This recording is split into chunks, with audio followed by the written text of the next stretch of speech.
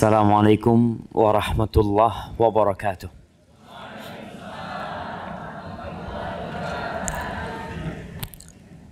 Alhamdulillah alladzi an'ama 'alaina an-ni'am. Segala puji bagi Allah Jalla Jalaluh yang terus-terusan melimpahkan nikmatnya kepada kita.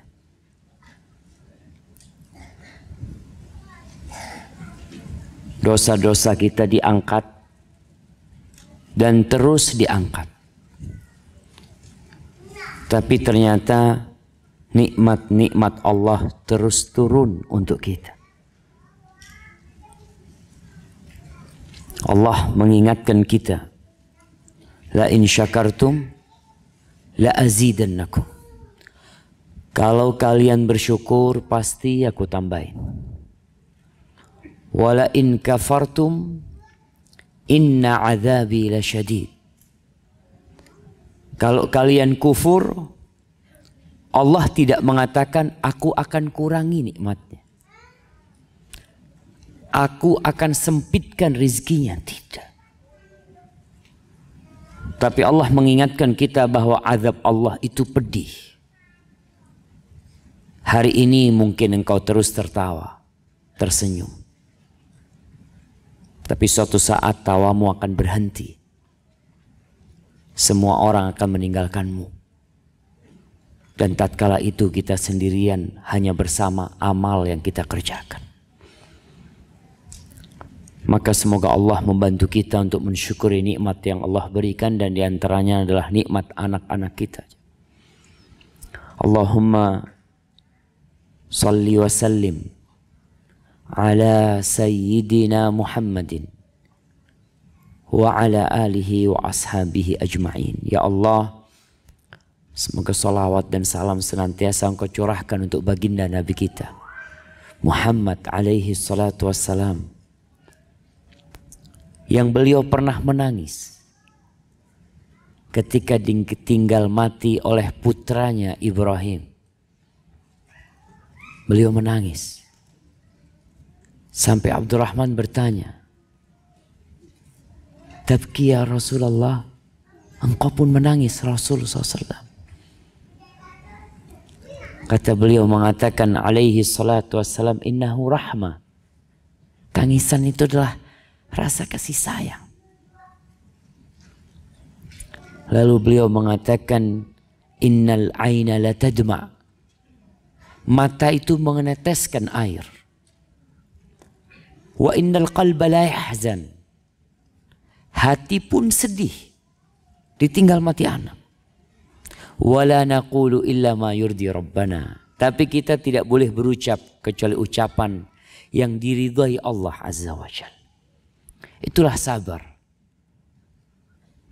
Dan Nabi SAW mengajarkan kepada kita kasih sayang kepada anak-anak kita. Semoga salat bersambung untuk keluarga beliau, yang terutama untuk Khadijah radhiyallahu ta'ala anha,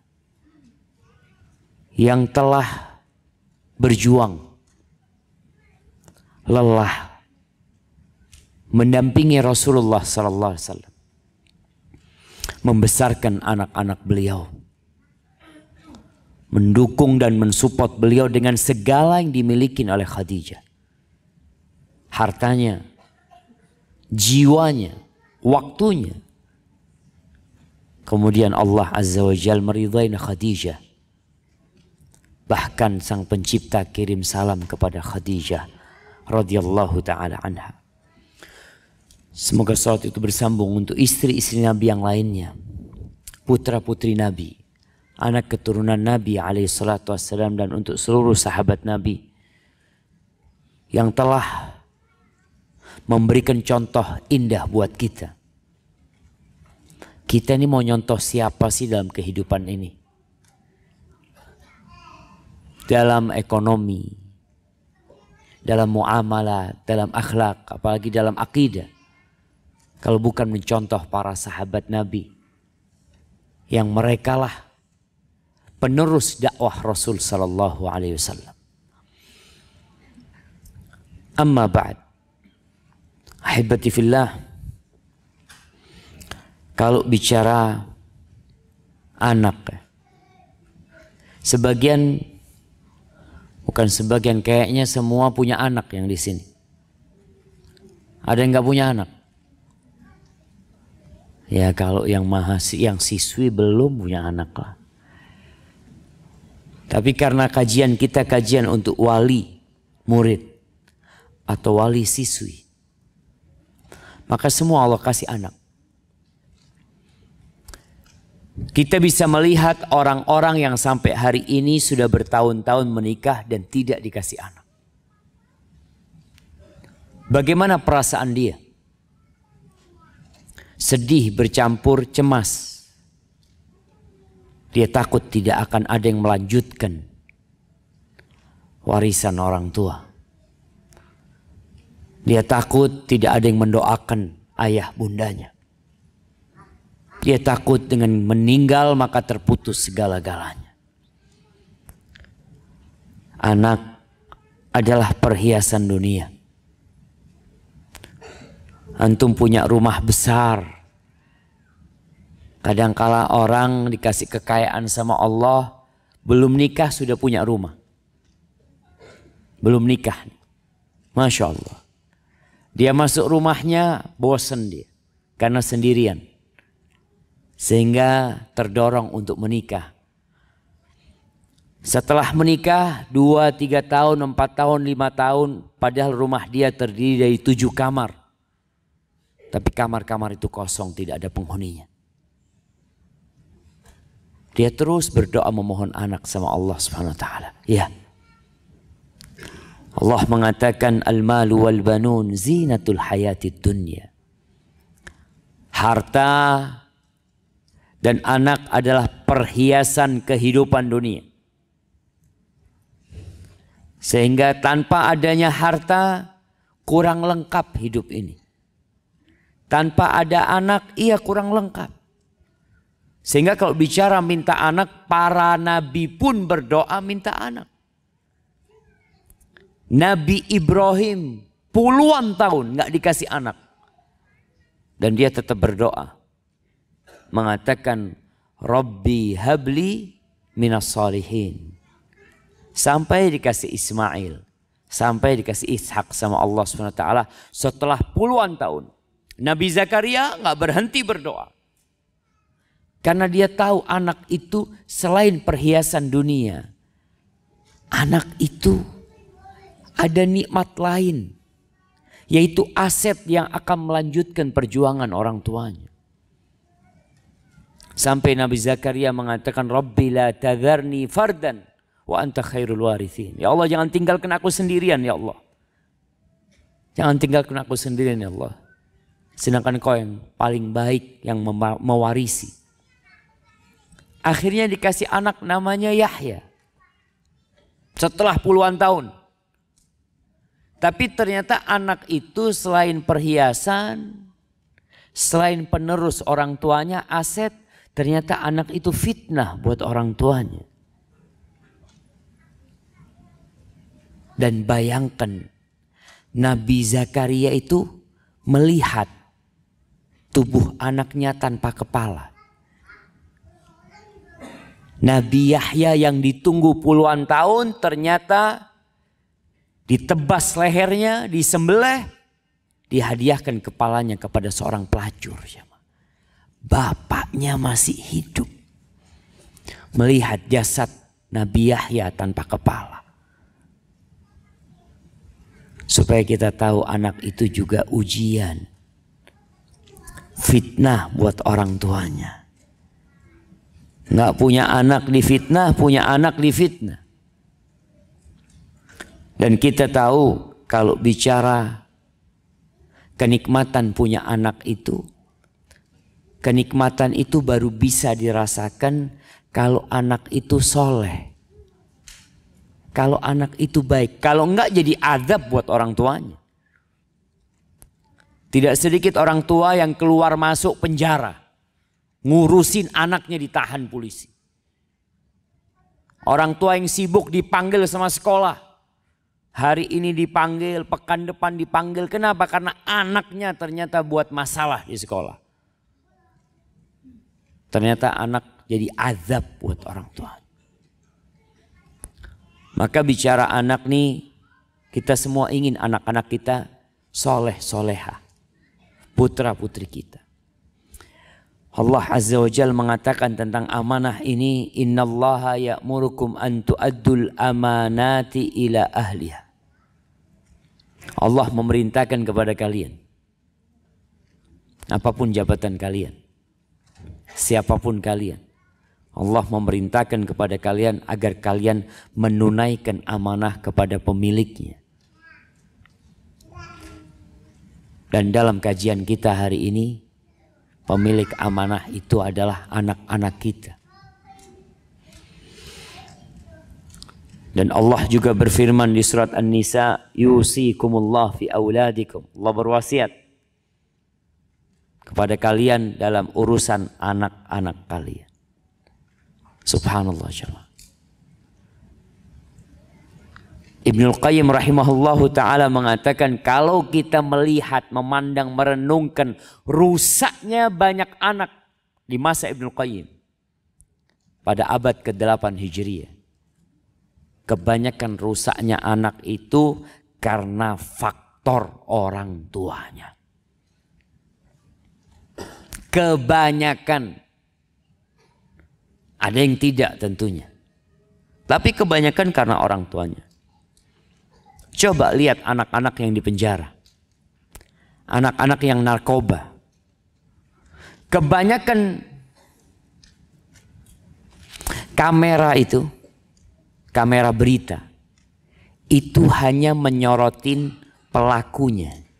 Anak ini narkoba, anak ini berzina, anak ini seperti ini. Coba kameranya dipindah, disorot ke orang tuanya. Gimana sih bapak sama ibunya? Kok bisa seperti ini anak ini? Masalahnya di mana? Ahibati fillah. Maka pada kesempatan kali ini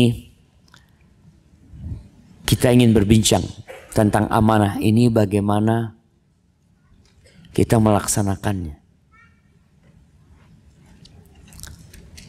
Kalau temanya adalah duhai ayah bunda, tolong dengarkan kami.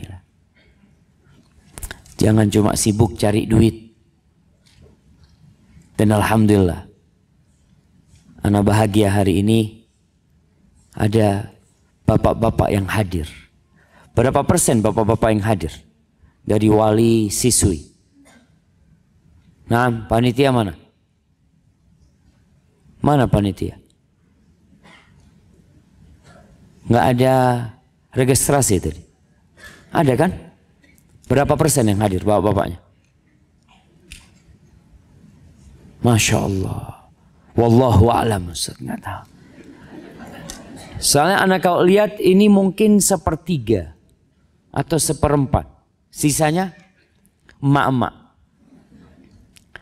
Ana juga sedih. Kadangkala ketika ada kumpul di sekolah anak, memang ana nggak bisa hadir. Karena perkumpulan itu bertepatan dengan ana juga ngajar. Akhirnya yang bisa berangkat adalah ibu-ibu. Tapi ana bahagia sekali karena ada banyak bapak-bapak yang hadir di sini. Yang pertama kalau bicara amanah ini, tolong tumbuhkan di hati kita sebuah perasaan bahwa mendidik anak itu ibadah.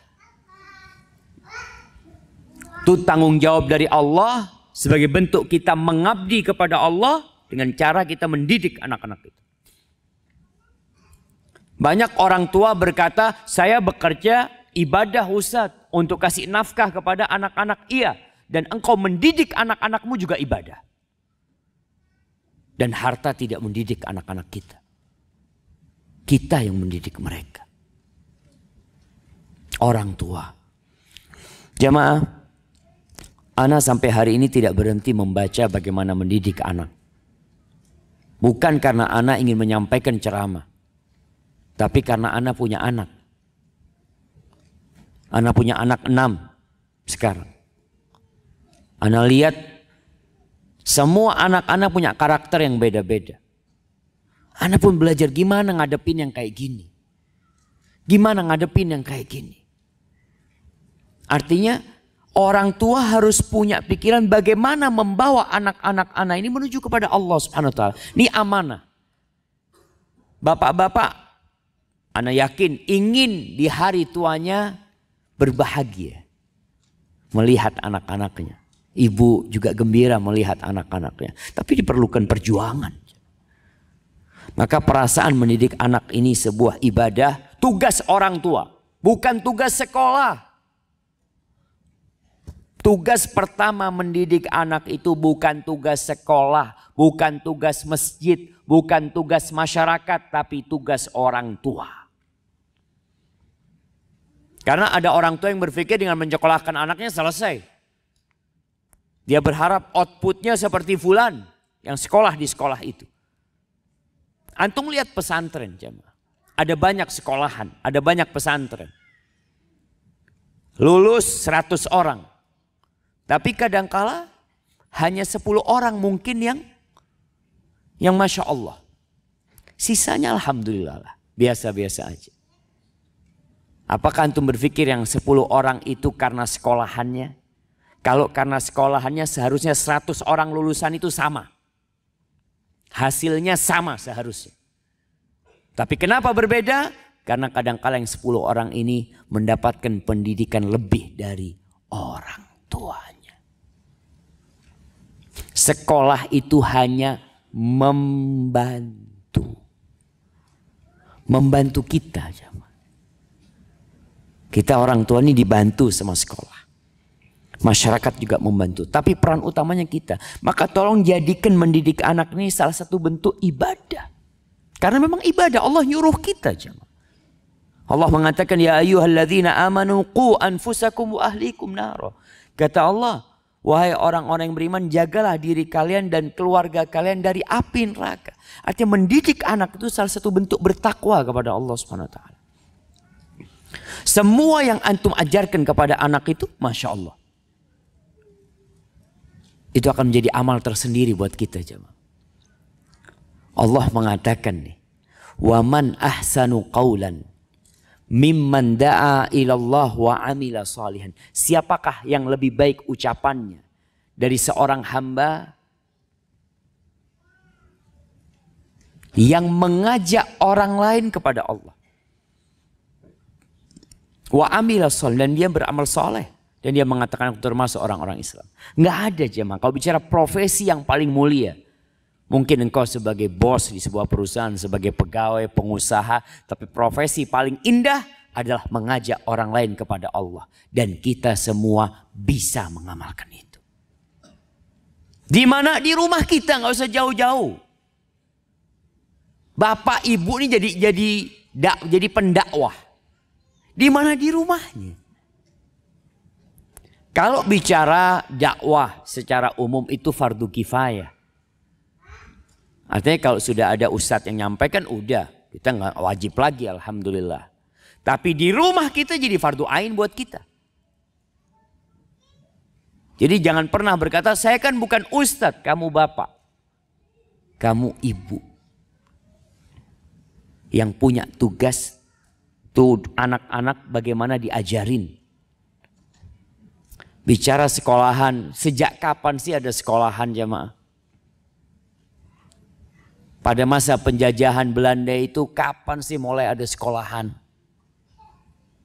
Mungkin tahun 1900 atau sebelum itu dikit. Mulai muncul ada sekolahan-sekolahan. Sebelumnya di mana dididik anak-anak itu jemaah? Di masjid. Sama rumah dulunya. Maka orang tua harus mengambil peran ini. Mendidik anak adalah ibadah.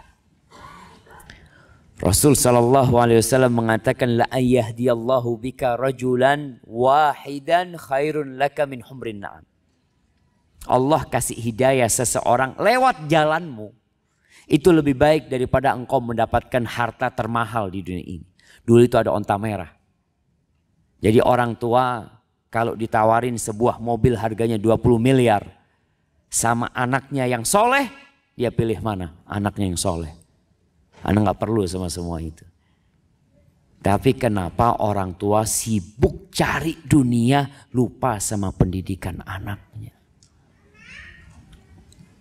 Ini yang pertama. Tolong tumbuhkan, mendidik anak adalah ibadah.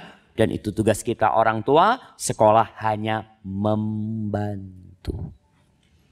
Alhamdulillah jemaah. Membantunya banyak sekolah itu. Dari jam berapa sampai jam berapa? Dari jam berapa sampai jam berapa ibu-ibu? Dari jam 7 sampai jam 4. Masya Allah istirahat ibu-ibu. Makan, minum semuanya. Nunggu anaknya pulang. Alhamdulillah. Iya jemaah. Artinya membantu banyak sekolah. Tolong kita pun membantu sekolahan. Yang kedua, kalau bicara pendidikan, pendidikan itu adalah suri tauladan. Artinya dengan memberikan suri tauladan.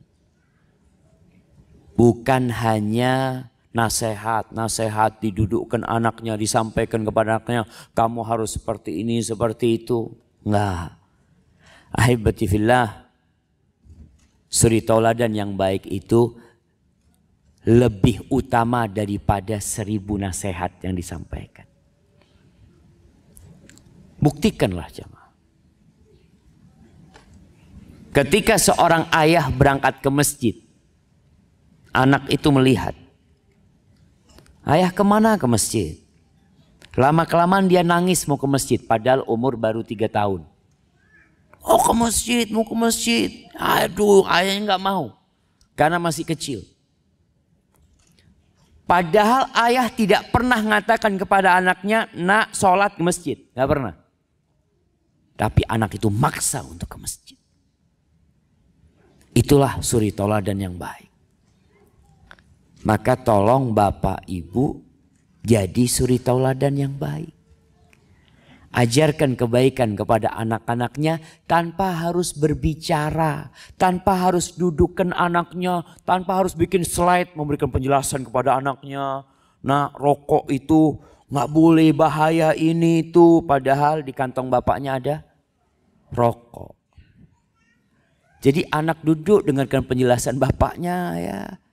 Iya Pak, jazakallah khair, syukron Pak. Bapak kenapa ngerokok Pak?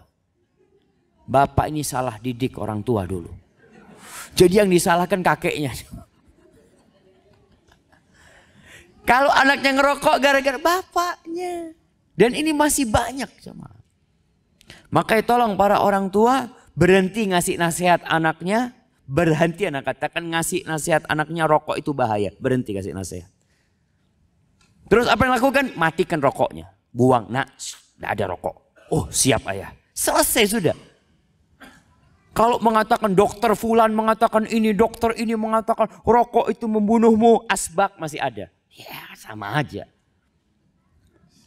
Rasul sallallahu alaihi wasallam dalam hadis riwayat Bukhari dan Muslim mengatakan, "Ma min mauludin illa yuladu 'alal fitrah." Tidak ada yang dilahirkan melainkan dilahirkan di atas fitrah. Kenapa ada yang jadi Nasrani? Kenapa ada yang jadi Yahudi? Kenapa ada yang Majusi? Orang tuanya. Fa'abawah yuhawidani, karena kedua orang tuanya bikin dia Yahudi. Apakah bikin dia Yahudi dengan mengatakan katakan seperti ini? Nah, enggak jemaah. Dengan anak melihat, memandang orang tuanya, dia jadi Yahudi. Dia jadi Majusi. Dengan melihat bapaknya menyembah mentari, menyembah api, dia jadi seperti bapaknya. Tanpa bapaknya ngajarin jemaah. Maka bicara qudwah, subhanallah. Ini termasuk dasar untuk menciptakan generasi yang baik.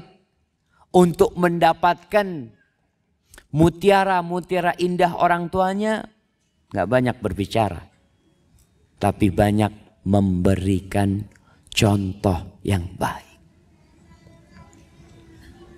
Makan. Bagaimana kalau orang tua, Masya Allah. Ada orang tua yang gak suka sama cabai. Biasanya anaknya sampai tua nggak suka sama cabai. Anak punya istri itu sampai heran sama kita punya tetangga orang Padang. Heran, ya Allah bang, anak-anaknya kecil-kecil makan pedas bang. Kok bisa? Apakah dikasih penjelasan sama orang tuanya? Kita ini orang Padang nak, kita harus pedas makan. Nggak ada jemaah. Tuh anak tahu-tahu cinta pedas sendiri sampai besar. Karena makanan orang tuanya pedas. Langsung seperti itu. Wah subhanallah jemaah. Subhanallah. Kita makan pedas sedikit udah bahaya sudah. Karena ini orang tua. Maka tolong ketika mau melangkah, mau berbuat, mikir. Baik apa buruk. Anaknya melihat. Seperti yang pernah kita bicarakan dahulu. Ada ibu-ibu yang Masya Allah main handphonenya sambil mengatakan kepada anaknya, nak baca Quran. Ibunya pegang handphone. Kira-kira anaknya ngelihat ibunya, ya Allah memalukan bunda ini. Kata dia. Cuma dia nggak ngomong gitu loh. Tapi seharusnya malu. Kalau di kamera tuh ibu sedang pegang handphone. Kemudian ngomong sama anaknya baca Quran. Itu orang lihat ini yang benar anak apa ibunya gitu ya. Maka tolong berikan contoh yang baik buat anak-anak. Memang kita kadang-kala salah. Kadang-kala kita ketika sadar langsung sembunyikan itu handphone. Sembunyikan itu handphone. Terus terang jamaah, teknologi ini menyandera kita. Kita tersandera, terpedaya dengan teknologi tersebut. Selalu kita berbicara teknologi ini seperti pisau bermata dua. Nah betul. Tapi ternyata selama ini coba dicek dalam setahun.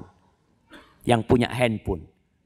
Dalam handphone ini apa sih manfaat dalam setahun yang Anda dapatkan? Selain menghabiskan waktu kosong. Kadang-kala manfaatnya buat ibu-ibu, Anda dalam setahunnya alhamdulillah Ustaz bisa bikin kue 1. Karena dia baca resep dari handphone dia. Setahun jemaah. Hanya 1 resep, seharusnya 300 resep dia bisa dapat yang baru. Kalau bicara manfaat dari handphone. Tapi rata-rata hanya untuk WA, omong kosong, buka status, ganti status. Lihat statusnya fulan, fulana ngapain, ini itu. Subhanallah. Masih punya waktu buka status orang. Maka tolong, jadilah contoh yang baik. Yang ketiga, pendidikan itu jamaah rekayasa. Kita perlu merekayasa. Merancang. Antum kalau ada istilah rekayasa genetika. Anda dulu berpikir apa sih artinya rekayasa genetika? Ternyata ada buah yang berbiji bisa dibikin tanpa biji. Bisa dibikin sama. Oh ya Allah ya. Masya Allah. Itu manusia bisa tuh. Lalu kenapa dengan pendidikan anak-anak kita tidak melakukan itu? Ada perencanaan, ada pembuatan konstruksi, kemudian ada sistem yang dibikin, bagaimana ekonomis dan efisien. Pendidikan itu. Karena banyak yang selalu berkata, Ustaz, kenapa sekolah itu mahal Ustaz? Yang bagus-bagus itu mahal, bisa gratis. Di mana? Bikin sendiri. Ya bikin sendiri Ustaz, kata dia. Iya jemaah. Allahu Akbar jemaah. Orang kalau bicara mahal jemaah, kita lupa. Ada sebagian orang selalu mengingatkan anak-anak ngomong mahal banget ini barang ini katanya. Ustaz, daripada bikin sendiri Ustaz. Susah Ustaz. Benar juga. Kalau kita harus bikin sendiri berat jemaah. Tapi mendidik anak kita harus bikin sendiri. Apa yang perlu kita rekayasa? Kita perlu menciptakan suasana yang indah di dalam rumah. Suasana yang mendukung. Ada kedamaian dan ketentraman di sana jemaah. Dasarnya adalah bermuamalah dengan anak-anak kita dengan kasih sayang. Tempat itu bisa menciptakan suasana romantis. Antum lihat ada tempat-tempat kalau suami istri di tempat itu kok Menyenangkan tempat ini Bang. Jadi kata-katanya itu yang keluar cinta, sayang. Ketika ada di tempat itu, pindah dari tempat itu, berubah lagi kata-katanya. Maka orang tua perlu membuat seperti itu. Bagaimana rumah itu baunya harum, suasananya indah, yang masuk gak kepingin keluar rumah. Siapa yang bisa menciptakan itu? Ya ayah bunda. Ayah bunda bisa menciptakan hal itu. Rumah itu bisa mengkondisikan perasaan kita. Anak-anak yang tumbuh besar di dalam rumah yang bersih ya. Masya Allah, rapi rumahnya tersebut. Kemudian tidak ada keributan di sana. Maka anak-anak akan tumbuh menjadi positif. Kita selalu berpikir anak yang nakal itu, anak yang gak benar itu karena broken home. Karena rumahnya rusak. Jadinya keluar dari rumah itu anak yang rusak. Tapi kalau kita rumahnya baik, Masya Allah. Tuh anak ketemu sama sahib-sahibnya, suka berbagi di sekolah, dia bawa makanan, dia kasih ke teman-temannya. Dari mana dia dapat ini nih? Rumahnya. Maka tolong Bapak Ibu ini duduk bersama untuk merekayasa rumah tersebut menjadi tempat pendidikan yang indah. Sebagian orang tua itu bayar mahal jamaah untuk nyekolahkan anaknya. Nggak tahu apa nama sekolahnya ini?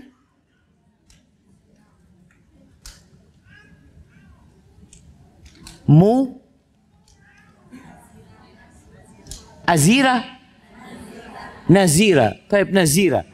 Berapa bayarnya Nazira? Ana mau tanya. Uang mukanya berapa? Apa uang pangkal biasanya kalau daftar berapa, Pak? Berapa? 12 juta. Oh murah 12 juta. Ana dengar di Malang, di Batu sana 60 juta. Ya Allah. Wallahi sahih coba. Kalau 60 juta itu ditaruh di rumah, kita bikin suasana rumah ini jadi indah. Ada ruang bermain, ada ini, itu. Masya Allah, anak masuk situ nggak pengen keluar rumah. Bisa? Bisa dibikin. Tiap bulan kita bayar. Bisa nggak kita bayar di rumah? Bisa kalau mau bayar. Tapi yang jadi masalah nggak punya fulus, Ustaz. Gimana mau bayar? Tapi tetap harus ada usaha orang tua untuk merekayasa rumahnya ini menjadi taman pendidikan yang indah buat mereka. Kenapa anak-anak TK itu, Masya Allah, kalau pagi kepingin cepat ke sekolah. Dia kepingin sekolah lagi. Karena dia mendapatkan suasana yang indah di sana. Gurunya nggak pernah marah ya. Anaknya naik-naik tembok. Kalau di rumah, turun. Kalau di kelas enggak, nak, ayo nak sini main nak. Yang baik, Masya Allah. Ini anak demen sama yang kayak gini. Sama rumah nggak betah dia cuma. Maka tolong orang tua peduli sama anaknya. Jadi jangan sampai anak itu lebih cinta sama gurunya daripada sama orang tuanya. Yang mengatakan, ya Allah bu guru itu baik banget bunda. Kalau bisa anak mau ganti bunda sama dia. Kepingin ganti ibunya yang itu kata dia. Karena ibu-ibu nggak bisa merekayasa. Itu bu guru Masya Allah. Di rumahnya berantem sama suaminya. Masuk kelas tersenyum. Ahlan anak, padahal di rumah habis berantem sama suaminya. Itu yang namanya rekayasa dia. Dia menciptakan sesuatu mau tidak mau harus seperti ini gitu loh. Karena anak didik anak-anak. Nggak boleh yang di luar anak bawa ke sini. Rusak anak-anak nantinya kata dia. Kemudian yang keberapa jemaah? Yang keempat. Pendidikan itu adalah perhatian dan cinta. Bismillah.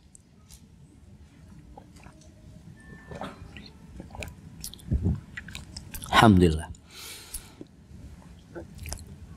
Perhatian terhadap kesehatan anak-anak kita. Memilihkan makanan yang sehat, yang sesuai.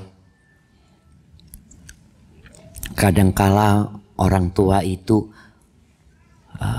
rajin bawa anaknya ke dokter. Rajin. Itu termasuk kepedulian orang tua. Tapi jangan hanya urusan fisiknya yang rajin. Peduli pula dengan urusan jiwa dan hatinya. Karena anak kita ini tercipta dari dua unsur. Yang satu tanah, yang mau tidak mau ya kita harus perhatian.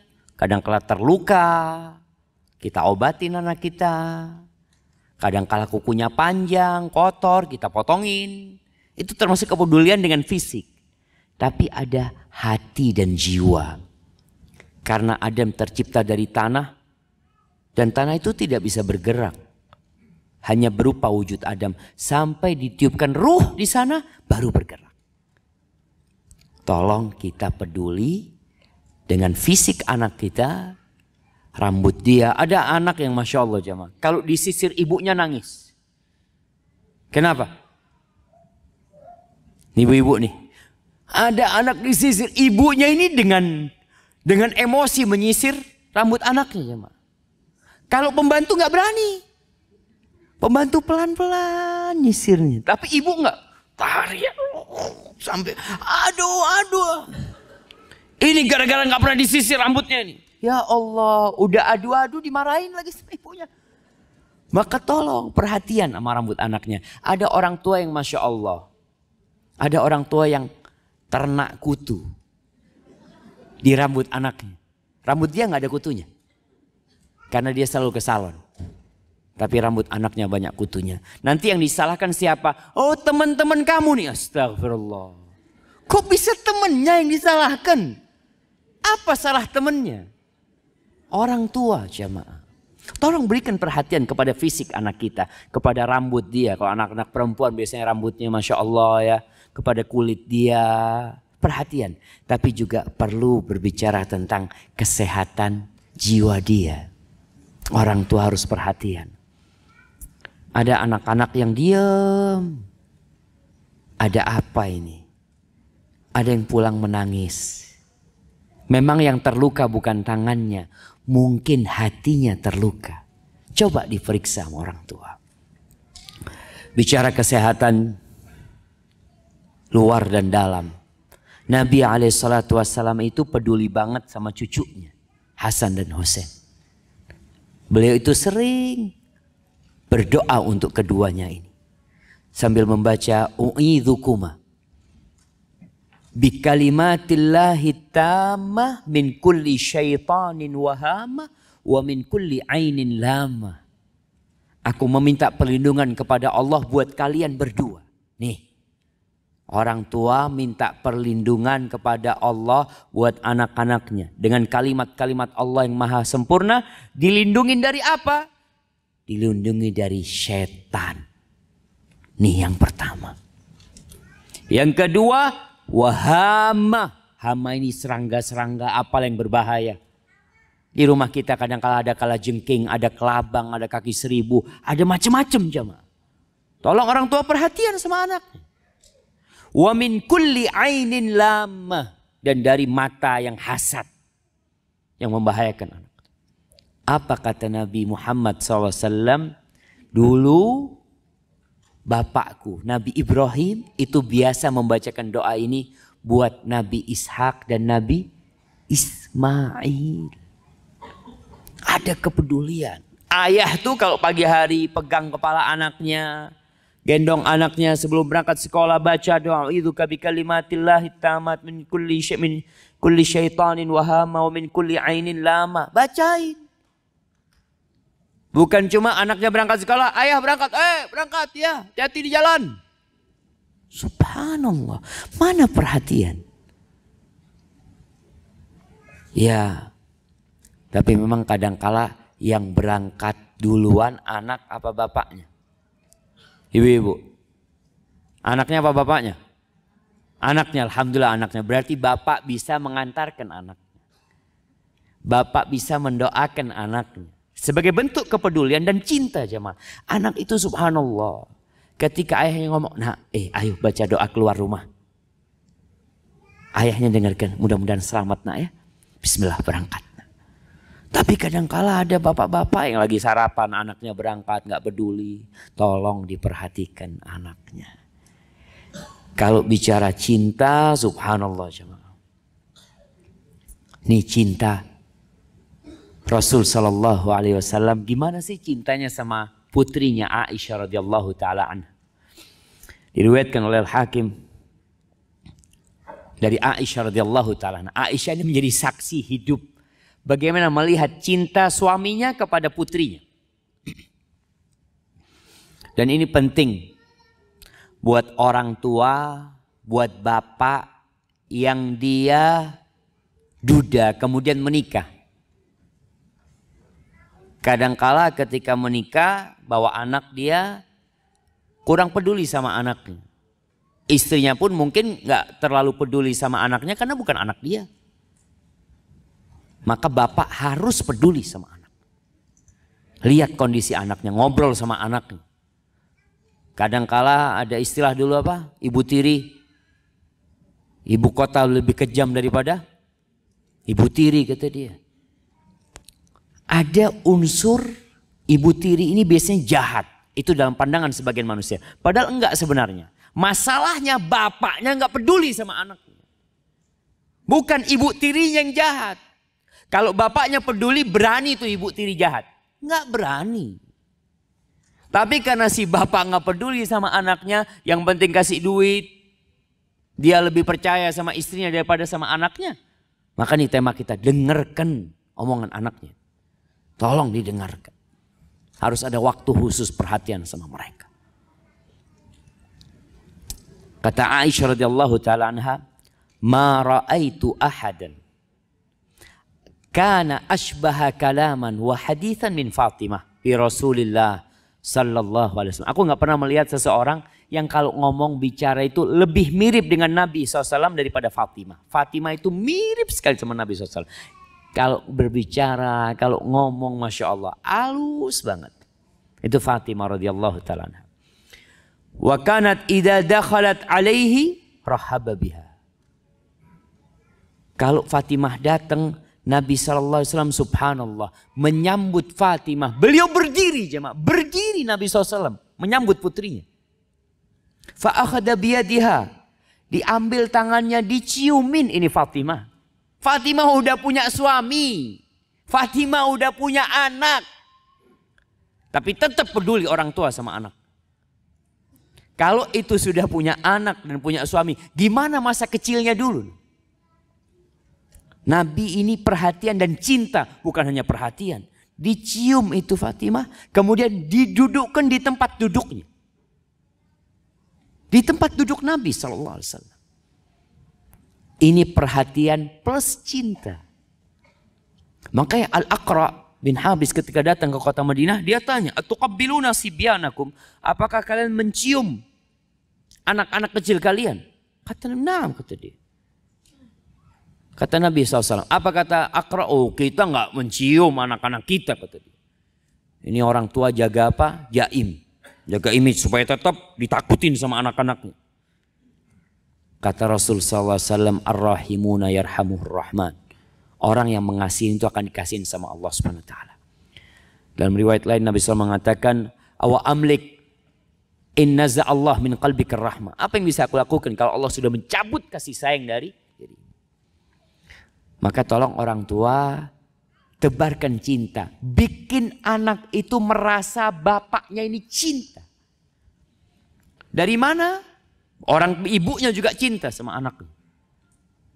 Jangan pernah ngulangin ibarat-ibarat ibu ini nggak suka sama kamu nak. Jangan. Bapak ini benci sama kamu ini nak. Ya Allah. Ketika anak itu merekam bapaknya nggak suka sama dia, ibunya benci sama dia, tuh anak akan tumbuh besar benci sama orang tua. Anak itu berbuat salah wajar, dia anak-anak. Anak kadangkala kalau lenggur anak-anak, ya anak-anak naik kemana-mana gitu ya orang tua, turun. Anak punya bibi ngatakan, Syafiq, kamu lebih parah dari itu dulu kata dia. Oh siap, berarti kita harus tahu diri. Kita juga nakal dulu jamaah. Tapi kita nggak pernah mendapatkan kata-kata benci dari bapak ibu kita. Maka jangan sampai kita ini yang mungkin berpendidikan tinggi tapi nggak pernah belajar bagaimana mendidik anak. Akhirnya kita tebarkan kebencian dalam rumah kita. Tebarkan cinta dan kasih sayang. Itu penting buat mereka. Kemudian yang keberapa? Kelima. Keenam. 5, 6 terserah lah. Soalnya yang nggak mencatat cuma gini-gini aja. Anda lihat bapak-bapak lebih menghafal daripada ibu-ibu. Ibu-ibu Masya Allah nyatat. Kalau bapak-bapak nggak Ustaz. Cukup dilihat Insya Allah sudah bisa dipraktekkan Ustaz. Masya Allah. Itu mungkin kelebihan para bapak-bapak. Karena bapak-bapak nanti nyontek sama istri nanti lah. Kan istri yang nulis Ustaz. Nah, kalau bicara pendidikan, tarbiyah itu adalah adab dan etika yang kita ajarkan kepada mereka. Bukan hanya transfer ilmu. Enggak. Makanya kalau kita lihat para ulama tafsir ketika mentafsirkan firman Allah, ya ayyuhalladzina amanu qu anfusakum wa ahlikum nara. Wahai orang-orang yang beriman, selamatkan diri kalian dan keluarga kalian dari api neraka. Apa kata para ulama di antara riwayat dari Ali bin Abi Thalib, allimuhum wa'adibu. Ajari mereka dan kasih adab mereka. Jadi ada ilmu yang ditransfer, ada etika yang diajarkan. Kalau bicara ilmu kita katakan ini haram, ini nggak boleh, macam-macam lah. Ilmu tentang Allah Subhanahu wa taala, tentang kebesaran Allah, tapi ada adab dan etika yang ditanamkan kepada mereka. Ya, seperti adab menyambut tamu, kita ajarkan kepada anak kita. Adab makan, nih orang tua, ketika makan sama anaknya, makan dengan benar. Usahakan ya. Ana berapa kali sampaikan di beberapa kajian, usahakan orang tua ini punya waktu makan bersama anaknya satu nampan. Bukan satu meja makan. Satu apa? Nampan ini apa bahasa Lampung? Ya nampan. Nampan. Ya piring besar lah itu jamaah. Satu nampan. Makan sama anaknya. Di sini ada adab dan etika yang bisa antum ajarkan. Bukan kalau orang kaya kan biasanya meja makannya itu Masya Allah. Lebar sekali. Antara bapak sama anaknya jarak 2 meter. Gimana mau ngajarin adab? Usahakan tidak ada jarak antara antum sama anak antum. Makan satu nampan yang kepala beradu sama anaknya. Gimana indahnya jemaah. Antum mengajarkan adab nih. Kepala beradu. Nah, kalau makan dengan tangan kanan. Ya Allah. Rasul sallallahu alaihi wasallam makan satu nampan. Bukan sama putranya. Sama putra istrinya. Sama anak-anaknya Ummu Salamah. Ummu Salamah subhanallah. Nah, sama anak-anaknya Ummu Salamah. Makan bareng satu nampan. Anak kecil kadang kala ngambil ini ngambil itu. Nabi SAW mengatakan kul mimma yalik. Makan yang dekat dengan engkau nak. Baca bismillah dulu. Pakai tangan kanan. Makan yang dekat dengan engkau. Indah sekali nih jemaah. Bicara adab. Ketika ada tamu ajak anaknya menjumpai tamu. Karena banyak orang tua Allahu a'lam lah di Lampung ini. Tapi ana melihat ada perubahan adab dan etika. Kalau dulu orang tua kita, kalau ada tamu itu kita dipanggil. Jadi ada tamu datang panggil, Syafiq, sini. Usahakan yang memberikan makanan itu bukan pembantu. Siapa? Anak-anak kita. Biar dia yang bawa makanan. Kita mungkin punya pembantu di rumah. Dia bisa menyuguhkan makanan tersebut. Tapi kita mau didik anak-anak kita. Maka suruh anak yang bawa makanan. Subhanallah. Ana pernah menyuguhkan makanan, ya namanya masih anak-anak. Kita kan teh, cangkir itu kita taruh aja kan. Ternyata ada adab yang ana nggak dapat di buku, dapatnya di mana diajarin sama orang tua. Jadi kalau nganu cangkir itu pegangannya itu harus di kanannya orang yang mau minum. Jadi bukan asal naruh gini, enggak ternyata. Diputar dulu kayak gini, diajarin ya seperti ini, Masya Allah jamaah. Di mana kita dapat? Nih orang tua yang ngajarin sama anaknya. Kalau anaknya nggak pernah diajak untuk menyambut tamu, kapan dia mau belajar adab dan etika? Duduknya seperti apa? Dikenalin ini fulan, ini fulan, ini fulan. Diajarin, nah itu sandal tamu itu tolong dirapikan seperti ini. Diajarin adab jamaah. Di sini orang tua telah melaksanakan tugasnya. Karena dia benar-benar melaksanakan perintah Allah Azza wa Jalla. Kemudian ajak anaknya silaturahim. Orang tuanya berangkat ke tempat fulan, ajak anaknya berangkat. Nih beli makanan, beli kue, bawa ke tempat pamannya apa sampai sana bagikan sama sepupu-sepupumu. Mulai diajarin nih anak silaturahim. Karena banyak orang tua yang banyak sohibnya. Dia ke rumah teman-temannya sering, tapi ke rumah kerabat jarang. Dirubah nih. Ke rumah sepupu apa, ajarin bawa makanan, kemudian bagi ke teman-temannya, cari pamannya, cari bibinya, salaman sama mereka, suruh ajarin, tanya gimana kabarnya paman. Kadang-kadang anak kecil itu kan setelah salaman pergi. Ajarin, nah engkau salaman lalu tanya, paman gimana kabarnya paman? Sehat. Nih kadang-kadang orang tuh nggak pernah ngajarin. Itu pamannya heran, Masya Allah. Kok baru ada anak kecil tanya gimana kabarnya. Biasanya salamannya pun nggak ngelihat ke pamannya. Tangan ditaruh di kepala, taruh pipi, dia langsung kabur. Diajarin adab dan etika. Adab salaman, subhanallah. Ana diajarin adab bersalaman itu dikasih tahu. Kalau salaman Syafiq, pegang tangannya, lihat wajahnya. Kemudian cium tangan pamannya. Itu paman ana ngajarin ana seperti itu. Supaya lihat. Dan ini termasuk adab etika yang harus kita ajarkan. Kalau bersalaman itu jangan bersalaman ke sini, matanya ke sini. Salaman, salaman. Ini banyak terjadi. Ajarin adab anaknya. Ya, orang tuanya harus mempraktekkan dahulu. Ketika bersalaman, lihat ke wajahnya. Ahlan wa sahlan. Gimana kabarnya? Jalan pun ternyata ada adabnya. Kita anak kecil kadang-kala jalan pakai sandal, nyeret sandalnya. Sampai tipis belakang sandalnya itu. Antum lihat kalau anak antum seperti itu, oh adab jalannya nggak bener. Seharusnya sandal itu nggak tipis belakangnya. Kalaupun tipis semuanya tipis sama. Ini kalau bicara adab. Maka aja yang adab, nah kalau jalan itu jangan diseret. Diangkat. Oh iya ayah. Ini butuh kedekatan orang tua sama anaknya. Ziarah orang sakit, ini adab juga. Bawa anaknya ziarah ke tempat orang sakit. Nah yuk. Selain kita menumbuhkan keimanan di diri dia, bersyukur dengan kesehatan yang dia dapatkan, ajak ziarah. Ada orang meninggal dunia, bawa. Subhanallah, 2 malam yang lalu. 2 malam yang lalu. Anak pulang sholat Isya, anak-anak Yusuf ini ngelihat ada ibu-ibu pada pakai kerudung. Keluar dari rumahnya. Apa kata si kecil ngatakan, Baba, Yusuf mau nyelawat, kata dia. Anak ngomong, siapa yang meninggal? Anak ngomong.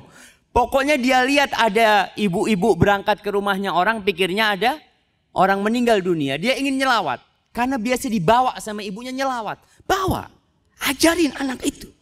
Jangan dititipin pembantu di rumah. Dibawa. Kasih tahu. Nina meninggal dunia. Itu lihat tuh, fulan meninggal. Ya Allah. Ini termasuk pendidikan adab dan etika kepada anak kita.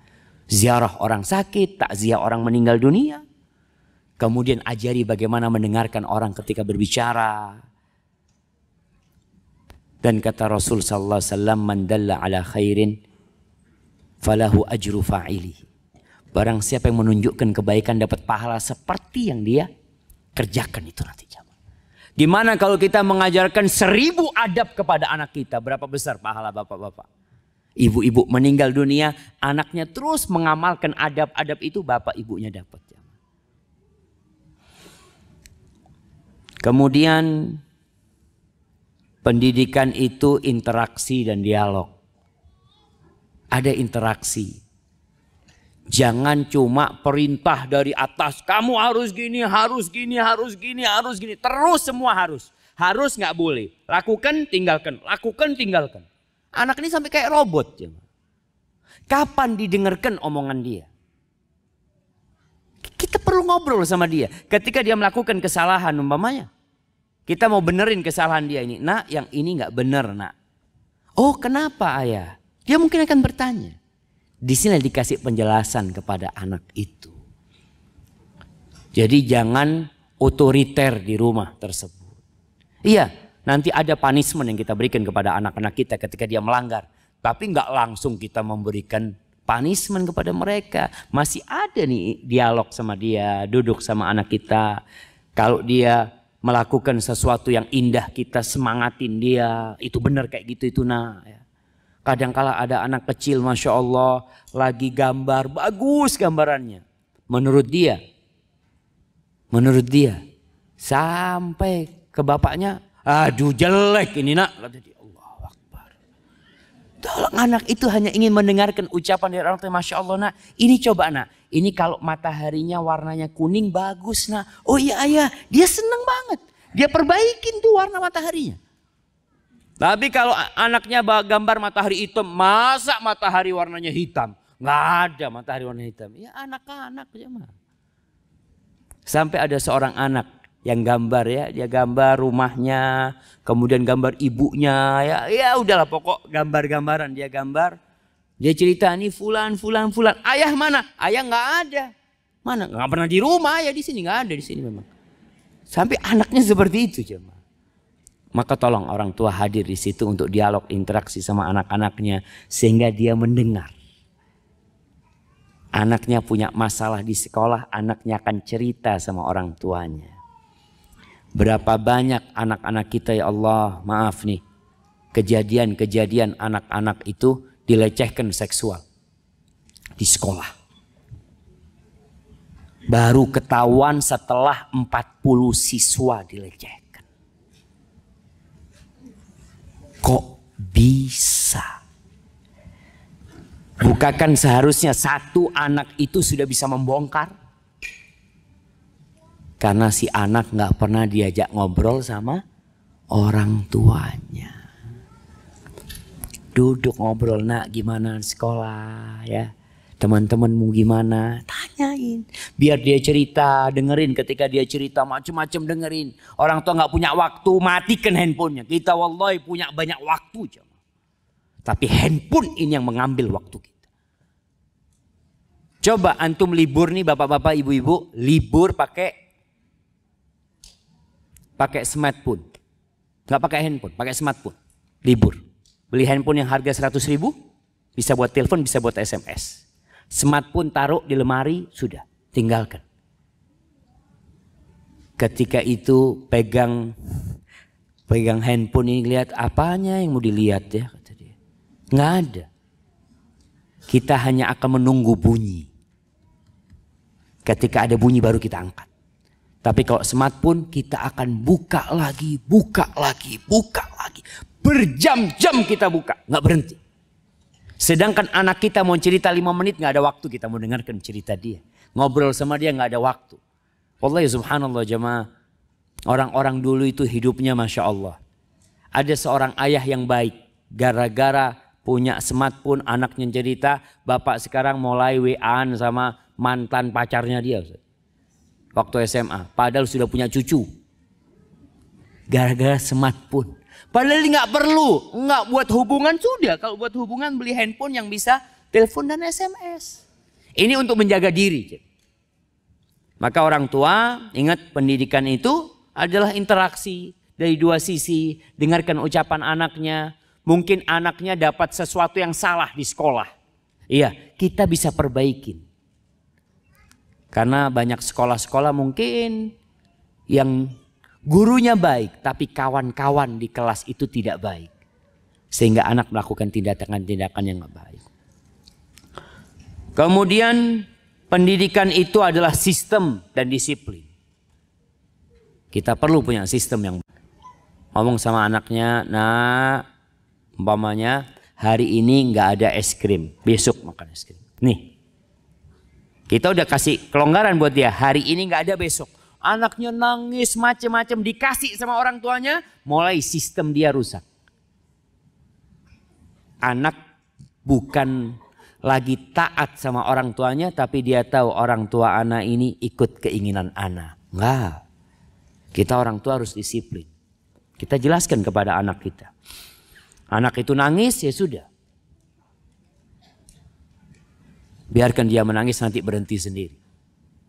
Ada anak yang menangis di supermarket, ya, sampai gulung-gulung, bikin orang tuanya malu. Karena dia tahu orang tuanya akan belikan yang dia inginkan. Jangan. Ada seorang anak mungkin yang menginginkan sesuatu yang tidak lazim, jangan dikasih. Tapi kalau memang yang dia inginkan sesuatu yang dia perlukan, dan kita memang ingin memberikan hal itu kepada dia, mungkin kita tinggal kasih tahu nanti, nah, insya Allah bulan depan ayah akan kasih. Tapi yang jelas kedisiplinan orang tua ketika melarang, konsekuensi juga. Ya sudah dilarang. Jangan pelin-pelan ketika mendidik anak kita. Kemudian jamaah, pendidikan itu juga metode yang baik dan kebijakan dalam mendidik anak kita. Jadi pakai cara. Oh, jangan mengatakan dulu kita punya kakek nggak pernah belajar mendidik anak. Dan alhamdulillah semua jadi orang anak-anaknya. Nggak ada yang jadi macan. Iya memang mungkin seperti itu. Mungkin masa itu seperti itu. Sekarang berbeda jamaah. Orang tua bisa dilaporkan sama anaknya. Sekarang ini. Guru bisa dipenjara sama murid. Banyak terjadi hal itu. Maka tolong orang tua mendidik anak itu ada caranya. Ada bijak ya. Seperti ya jangan sering-sering pakai bahasa menyuruh dan melarang. Tapi ada bahasa-bahasa yang positif sebenarnya. Yang kalau kita katakan kepada anak kita, mamanya dia kadang-kala menggambar di tembok atau di nah kalau engkau gambar di buku kayaknya lebih bagus lagi nak, kata dia. Ini anak akan berpikir. Tapi kalau orang tua hanya ngomong, gambar di buku, gambar, bukan di tembok. Ini anak, dia lihat ayahnya, dia kerjakan. Tapi ada ketidakpuasan dia sama ayahnya. Tapi ketika ayah mengganti ucapan itu dengan mengatakan, nak indah banget kalau gambarmu di buku itu. Nak. Indah kali. Dia, oh iya ya, dia langsung cari tuh buku gambarnya. Karena dia diajak untuk berpikir. Kadang-kala tuh anak-anak kecil ya keluar rumah nggak pakai jilbab. Ibunya teriak, pakai jilbab. Teriak tiap hari kayak gitu ibunya. Apa nggak bisa pakai bahasa lainnya? Ketika dia mau, nak, engkau itu cantik banget kalau jilbabnya dipakai. Benar ibu, iya kata dia. Masya Allah. Selain kita didik tentang hukum itu, tapi ada bahasa-bahasa yang membuat dia termotivasi untuk melakukan amalan itu bukan karena keterpaksaan, tapi karena kepuasan dia. Yang terakhir, harus ada kesepakatan antara ayah bunda. Harus ada keseimbangan. Jangan sampai ibu mengatakan tidak, ayah mengatakan iya. Ini masalah buat anak. Makanya bapak ibu ini perlu sering duduk. Supaya sampai kepada kesepakatan gimana nih anak kita. Mamanya salah satu mendidik anak itu yang mamanya bapak memukul, si ibu tidak memukul. Kadangkala sang anak ini jadi lebih condong kepada ibunya. Enggak, aku lebih cinta ibu. Ibu enggak pernah mukul kata dia. Seharusnya kalau memang mau dipukul, ayah bunda sama-sama mukul. Sehingga anak itu siap. Tapi ingat, mukul itu bukan cara yang baik. Mungkin kalau ingin memberikan ya hukuman buat anak kita, dikunci di kamar. Udah, hari ini nggak keluar, kau main di sana. Seperti itu. Sehingga dia sadar, oh iya ayah. Dia mulai berpikir di sana dalam kesendirian dia daripada dia dipukul. Kalau orang tua memanja anaknya, maka tolong jangan berlebih-lebihan, seimbanglah. Kita nggak boleh terlalu keras sama anak, kita nggak boleh terlalu lembut kepada anak, tengah-tengah dengan kesepakatan bersama dan sebagai penutup berdoa. Mendidik anak ini jamaah, jangan bersandar kepada diri kita. Kita sudah dengar cerita anaknya Nabi. Nabi siapa? Nabi Nuh alaihi salam. Anaknya Nabi. Kafir. Bapaknya Nabi. Maka jangan pernah bersandar kepada dirinya. Oh, saya orang yang berilmu. Saya psikolog pendidikan. Saya ini, saya itu. Jangan. Bersandar sama Allah Subhanahu wa taala. Terus berdoa minta tolong. Iyyaka na'bud wa iyyaka nasta'in.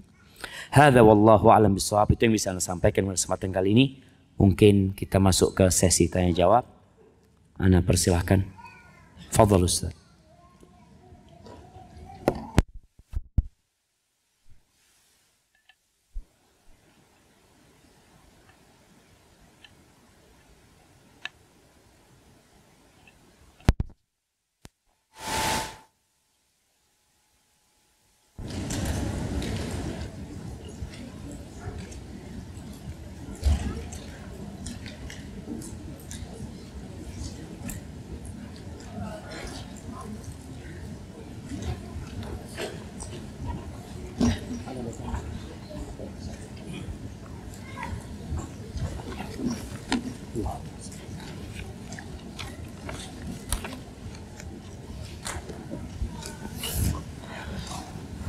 Masya Allah, bismillahirrahmanirrahim. Maaf Ustaz, bagaimana jika suami kerja sampai sore? Istri juga kerja sampai sore. Saya memilih menyekolahkan anak di sekolah yang saya percaya bisa mendidik secara agama. Sekolahnya dari pagi sampai sore juga.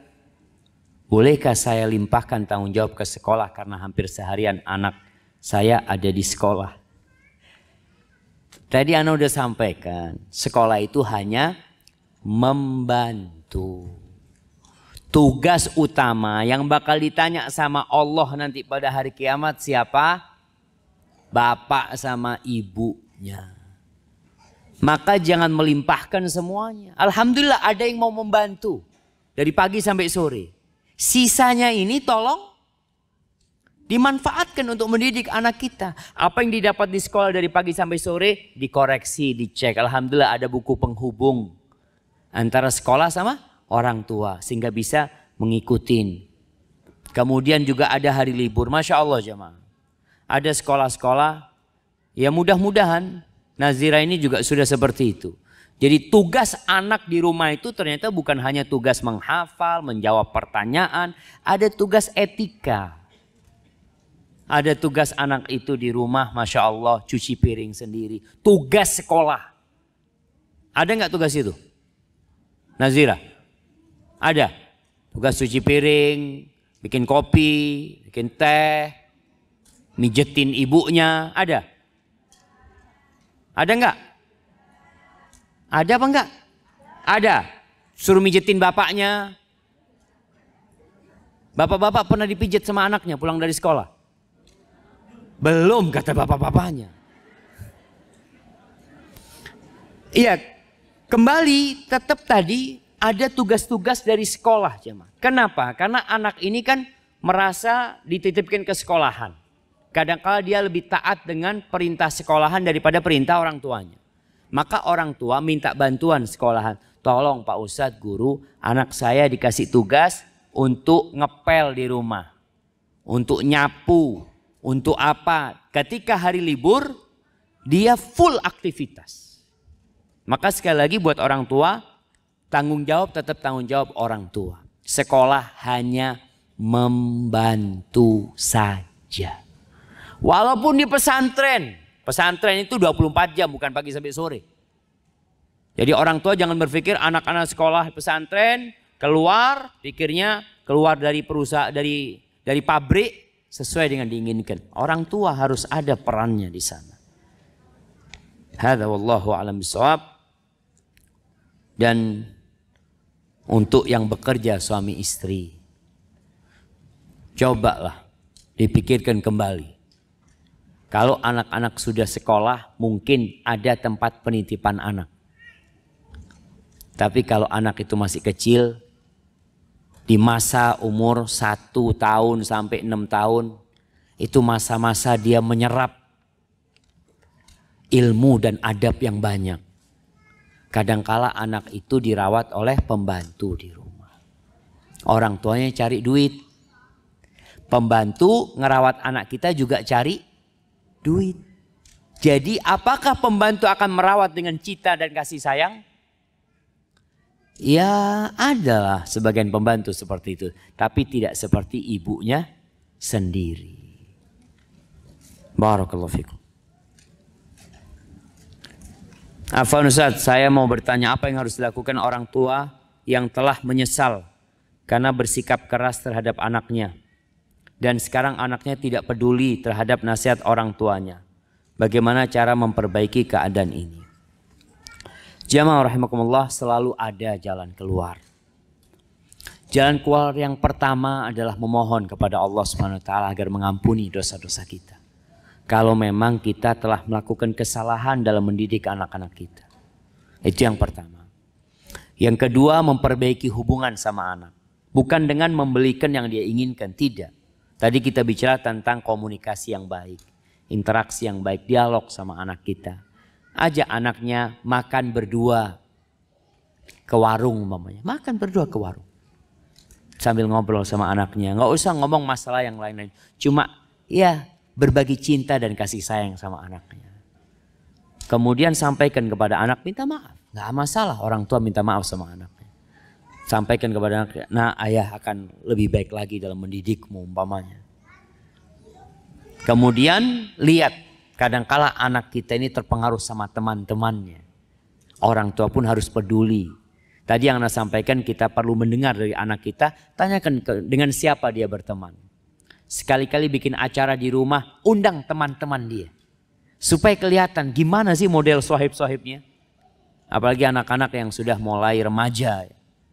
Supaya kita tahu, oh fulan ini yang mempengaruhi anak-anak. Kelihatan nantinya di rumah itu jemaah. Itu mungkin yang bisa dilakukan orang tua sambil terus tadi berdoa memohon ampun kepada Allah Subhanahu wa taala. Barakallahu fikum. Kemudian mungkin tambahan hadiah jemaah. Rasul sallallahu alaihi wasallam mengatakan tahadu tahabu. Kalian saling berbagi hadiah karena hadiah akan menumbuhkan cinta dan kasih sayang. Ini orang tua kalau datang beli hadiah buat anaknya ya. Masya Allah, Masya Allah. Apa aja. Kalau pulang dari luar rumah bawa hadiah. Walaupun hadiah itu mungkin sesuatu yang remeh. Anak kita ya sedang SD mungkin kita beli hadiah kan pena buat dia. Orotan buat dia. Penghapus buat dia. Tuh orang tua bawa bahagianya dia dikasih sama orang tuanya. Tapi yang sudah remaja mungkin hadiahnya lain lah. Yang sesuai dengan umur mereka. Assalamualaikum Ustaz. Waalaikumsalam. Saya mau tanya. Bagaimana mendapatkan kasih sayang ayah yang sudah menikah lagi? Ini yang tanya anaknya kayaknya. Bapaknya kawin lagi. Nah. Ini rada-rada berat pertanyaan ini. Karena anak berusaha mendapatkan kasih sayang ayahnya. Padahal seharusnya ayah yang mengasihi anaknya. Cuma dia kepingin nih gimana bisa dapat kasih sayang ayah. Yang pertama buat anak ini. Lihat kesukaan ayahnya. Cintai apa yang dicintai ayahnya. Kadang-kala kalau ayah itu cinta sama istrinya, usahakan anti juga cinta sama istrinya ayah. Karena ada anak yang benci sama istri, bapaknya nggak suka, Ustaz, anak nggak suka Ustaz. Akhirnya istri bapak ini malah mempengaruhi bapak untuk benci kepada anaknya. Maka kalau kita bicara tadi rekayasa, udahlah dibikinlah bagaimana walaupun kau nggak suka sama istrinya ayah, tapi karena ayah suka sama istrinya, aku akan menghormatin istri ayah. Aku akan menghargai istri ayah. Ketika ada ayah dan ketika tidak ada ayah. Bukan sebuah kepalsuan. tapi memang kita hormatin. Salah satu bentuk kebaktian anak sama orang tuanya adalah berbuat baik kepada orang-orang yang dicintai oleh orang tuanya. Jangan sama istrinya ayah, sama teman-temannya ayah kita disuruh berbuat baik. Sama kerabat-kerabatnya ayah, apalagi ini istri ayah. Kemudian yang terakhir doa lagi. Wallahi jamaah, yang punya langit dan bumi ini siapa? Allah Azza wa Jalla. Hati manusia itu ada di tangan Allah. Kita tinggal minta sama Allah bagaimana membolak-balikan hati ayah sehingga memberikan kasih sayangnya kembali kepada anak-anaknya. Dan doakan ayahnya supaya terhindar dari dosa. Karena salah satu yang membuat rusak rumah tangga itu dosa. Semoga Allah menyelamatkan kita dari dosa-dosa. Barakallahu fikum. Saya ingin bertanya, bagaimana cara menghindari K-pop? K-pop, apa ini jemaah? Karena sekarang ini dunia K-pop mulai meluas, Ustaz. Waalaikumsalam. Nah, Korea. Apa namanya, bacaannya apa? K-pop. K-pop. Allahu Akbar jamaah. Iya. Kenapa sih artis-artis Korea itu menarik jamaah? Ini cerita teman. Ternyata di Korea itu memang menggarap dunia apa? Acting mereka. Itu mereka ingin bersaing dengan Hollywood. Makanya mereka bikin artisnya itu dibuat, ada pabriknya. Iya, artisnya itu operasi plastik ini itu macam-macam. Sampai jadi seperti yang lihat sekarang. Sehingga banyak artis-artis Korea itu yang hidup menderita. Karena dia harus tampil sempurna. Maka kalau kita dengar terakhir berapa bulan yang lalu. Yang bunuh diri lagi. Bunuh diri, terus bunuh diri mereka. Cuma yang kita lihat itu acting yang jadi masalah. Subhanallah, ada bukan teman, sepupu dia ngasih tau anak. Yang kata, Kak lihat ini Kak. Kata dia, film-film barat itu sekarang, kalau dulu mereka masih capek bikin film. Sekarang itu sudah pakai green screen. Jadi bohong semuanya, lebih bohong lagi jamaah. Dulu masih ada stuntman-nya yang ini, sekarang Masya Allah. Sekarang kalau bicara bagaimana kita meninggalkan K-pop ini, ya udah. Kita buka kepada anak-anak kita, mereka itu siapa sebenarnya. Kebohongan itu membuat anak kita jadi puas. Aku nggak boleh menonton itu lagi. Pengaruhnya kepada anak-anak kita. Oleh karena sampai sekarang nggak tahu. Cuma memang dengar yang namanya drama Korea ini jamaah sudah mewabah. Sampai kayaknya siswi-siswi ada yang nonton.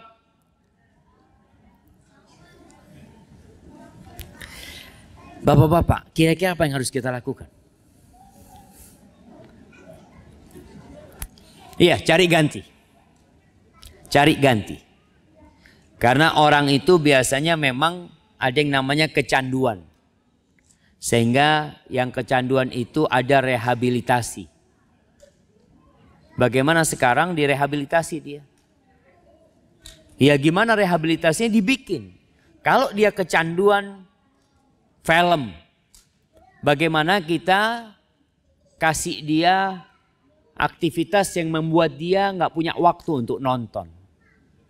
Orang tua tadi kita katakan duduk sama anaknya, ngobrol sama anaknya. Ketika nonton sesuatu, perlu memang ada screening time sama anak-anaknya. Ada playing time, ada waktu nonton. Nonton yang bermanfaat. Nonton yang ada gunanya. Duduk sama anaknya. Lihat nih. Ini nak seperti ini, seperti itu. Ada film-film dokumenter mamanya yang bisa dilihat. Ada film-film tentang alam. Banyak yang bermanfaat sebenarnya jamaah. Tapi karena ya dia sudah terpengaruh sama teman-temannya, apalagi kalau remaja mulai ada benih-benih cinta ya. Dia lihat, oh ini bagus banget ya. Sambil terus berdoa lagi sama Allah SWT supaya anaknya diselamatkan dari itu. Duhai ayah bunda, dengarkan nih, ini ada yang tulis ini. Duhai ayah bunda, dengarkanlah kami bagaimana cara memberitahu ayah untuk berhenti merokok. Karena berbagai macam cara sudah dilakukan tapi belum berhenti.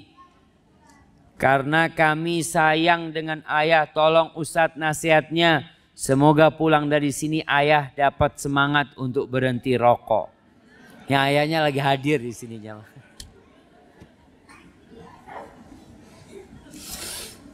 Nah, ya kalau bicara hukum rokok jemaah. Kalau bicara hukum rokok, mungkin ada yang masih condong kepada makruh. Karena syahwatnya ada di sana. Nafsunya ada di sana. Ada sebuah alat detektor mini. Alat detektor ini paling enggak kita bisa mengetahui ini hukumnya yang lebih kuat yang mana. Halal atau haram. Jadi dalam urusan-urusan yang syubhat umpamanya. Kita dikasih alat sama Allah untuk mendeteksi. Oh kayaknya ini haram. Apa alat itu? Alat itu namanya al-his al-akhlaqi. Sebagian ulama mengatakan itu nurani mungkin ya. Allah kasih di hati kita yang kita bisa bedakan. Kayaknya nggak baik ini. Ini kayaknya buruk yang ini. Dia bisa tahu. Allah mengatakan balil insanu ala nafsihi basirah walau alqa ma'adzirah. Orang tuh tahu. Jiwa dia tuh tahu. Walaupun dia punya alasan 1, 2, 3, 4. Tapi hati nurani dia nggak bisa dibohongin. Nggak bisa dibohong. Kalau bicara hukum agama, Rasul sallallahu alaihi wasallam mengatakan al-halalu bayyinun wal haramu bayyinun. Halal itu jelas, haram itu jelas. Wa bainahuma umurun mushtabihat. Di antara halal haram ini ada perkara-perkara yang bercampur jemaah, yang enggak jelas. Ada unsur halalnya tapi ada unsur haramnya. Syubhat. Tugas kita apa? Menghadapi hal yang seperti ini ada dua hal. Yang pertama, kalau ini urusan perintah, ada yang mengatakan wajib, ada yang mengatakan sunnah, maka yang harus kita lakukan apa? Kerjakan. Kan syubhat. Saat ini ada yang mengatakan ada yang mengatakan wajib, ada yang mengatakan sunnah. Ya udah nggak usah ribut, kerjakan. Kan sama-sama perintah. Cuma yang dibicarakan adalah kualitas perintahnya. Sampai tingkat wajib atau sunnah. Tugas kita dalam urusan ini jangan berdebat, tapi melaksanakan perintah. Selesai, sudah selamat kita. Tapi kalau syubhatnya ini berupa, ini Ustaz ada yang mengatakan haram, ada yang mengatakan halal. Apa yang kita lakukan? Apakah kita lebih kuatkan yang halal atau yang haram? Yang haram, tinggalkan. Apalagi tadi, ini Ustaz ada yang mengatakan haram, ada yang mengatakan makruh. Sama-sama dilarang. Tinggal kualitas larangannya, apakah sampai haram atau hanya sampai makruh. Ketika itu apa yang kita lakukan? Tinggalkan. Karena kalau sudah bicara bercampur antara haram sama makruh, sama-sama larangan untuk menyelamatkan diri kita, kita meninggalkannya. Baik, itu yang pertama. Yang kedua, detektor yang kedua jemaah. Surga itu dikelilingi dengan pagar yang dibenci oleh jiwa kita. Sedangkan neraka itu dikelilingi oleh pagar yang disukai oleh syahwat dan nafsu kita. Antum tinggal lihat nih. Nafsu antum lebih condong melakukan atau meninggalkan. Kalau aduh Ustaz, ana lebih suka ngerokok sih Ustaz. Ya kayaknya takut ke neraka nantinya. Kalau syahwatnya ke sana. Tapi kalau umpamanya sholat malam, antum sholat malam nggak? Aduh berat sholat malam di situ. Ah itu insya Allah ke surga. Jadi yang berat oleh jiwa kita, insya Allah ke surga. Yang disukai oleh nafsu kita, antarkan ke neraka. Itu ketika kita tidak tahu sama dalil. Ana nggak tahu dalilnya Ustaz. Atau katanya ini ulama khilaf Ustaz. Ana yang mana ana pilih Ustaz? Kalau nafsu ana sih lebih baik yang makruh Ustaz. Itu nafsu. Kalau sudah nafsunya ke sana, tinggalkan. Karena neraka itu dibalut dengan yang disukai oleh jiwa kita. Tuh anaknya udah doa mudah-mudahan bapaknya keluar dari sini. Berhenti ngerokok. Dan alhamdulillah padahal ayahnya berhenti ngerokok di sini sudah jamaah.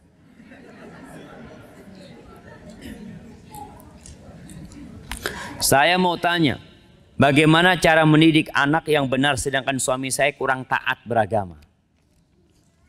Ini curhat seorang ibu. Yang pertama, ana selalu nasihatkan buat perempuan-perempuan yang seperti ini. Anda nasihatkan untuk istighfar. Karena mungkin anti salah pilih suami. Iya. Padahal di dalam agama kita sudah jelas kriteria suami itu. Yang agamanya baik, akhlaknya mulia. Sekarang anti kok bisa dapat suami kayak gini? Berarti kan salah pilih. Kemudian yang kedua, setelah istighfar mohon ampun sama Allah SWT. Doakan suaminya. Sudah, perbaiki suami dengan doakan suami. Yang ketiga, jangan bersandar sama suaminya. Sudah. Ada wanita yang selalu mengeluh sama suaminya. Ayolah bang, bantu didik anak bang. Ayo. Akhirnya anak gak bener. Suami istri berantem terus. Ketika tahu suaminya berat untuk diajak kompromi, ya sudah. Minta tolong sama Allah, aku akan didik anakku sendiri. Dengan bantuan Allah Subhanahu wa ta'ala. Sambil terus berusaha memperbaiki suami. Jangan sampai kita tadi bicara rekayasa tempat pendidikan ini. Jangan sampai anak kita melihat bapak ibunya ribut terus. Keributan itu kalau memang tidak bisa dihindarin, tolong di kamar dikunci. Jangan sampai anak-anak dengar. Seperti itu. Ya mau nggak mau cuma sabar. Terus mau gimana lagi? Orang ibu yang salah pilih suami.